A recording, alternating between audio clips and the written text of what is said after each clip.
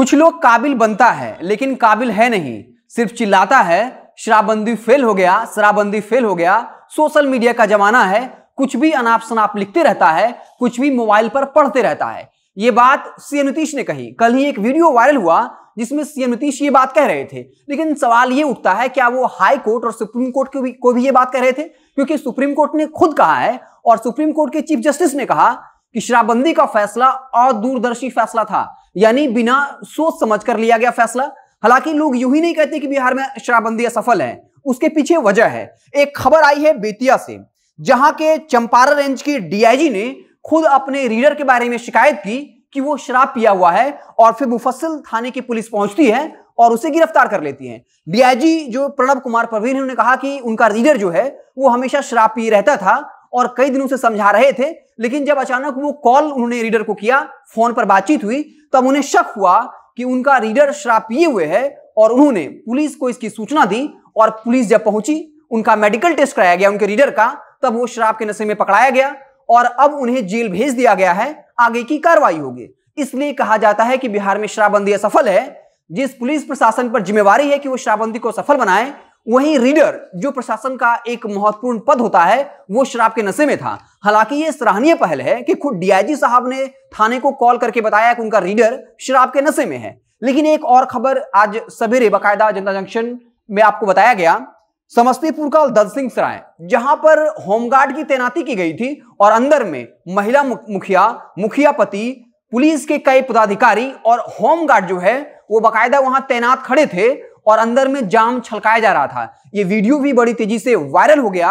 हालांकि इस पर बोलने से पुलिस प्रशासन बचती हुई दिख रही है। और जब सीएम नीतीश से सवाल पूछा जाता है कि बिहार में शराबबंदी असफल है, तब वो कहते हैं कि हमने पुलिस को तो शपथ दिलवाया है, जनप्रतिनिधि को शपथ दिलवाया है, लेकिन देख लीजिए यहां पुलिस प्रशासन भी मौजूद है, यहां पर वो तमाम जनप्रतिनिधि मौजूद हैं और सारे के सारे लोग जो है जाम छलका रहे थे।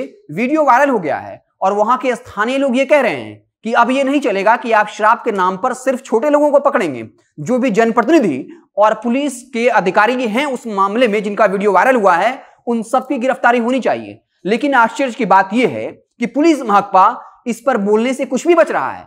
जब एक 200-250 की दिहाड़ी कमाने वाले मजदूर का वीडियो वायरल होता है तो पुलिस बड़ी तत्परता दिखाती है और उसे गिरफ्तार कर लिया जाता है और बताते हैं कि देखिए हम कितना अलर्ट हैं कि अगर कोई भी शराब पिएगा तो हम उसे नहीं छोड़ेंगे। लेकिन जब समस्तीपुर का यह मसला सामने आया है, जहां पर मुखिया जी के पति और इसके अलावा पुलिस के बड़े अधिकारी होमगार्ड की तैनाती में अंदर शराब पी रहे थे, लेकिन उसी में से किसी एक ने यह वीडियो वायरल कर दिया और पुलिस प्रशासन इस पर बोलने से कुछ भी बच रहा है। तो अब सवाल ये उठेगा कि क्या अगर कोई 200-250 दिहाड़ी मजदूरी करता है, उसकी गिरफ्तारी होती है और आप सुप्रीम कोर्ट में चले जाते हैं ये बात कहने के लिए कि इन लोगों को जमानत नहीं मिलनी चाहिए, तब सुप्रीम कोर्ट आपको लताड़ लगाता है कि हत्या बड़ा जुर्म है या शराब पीना।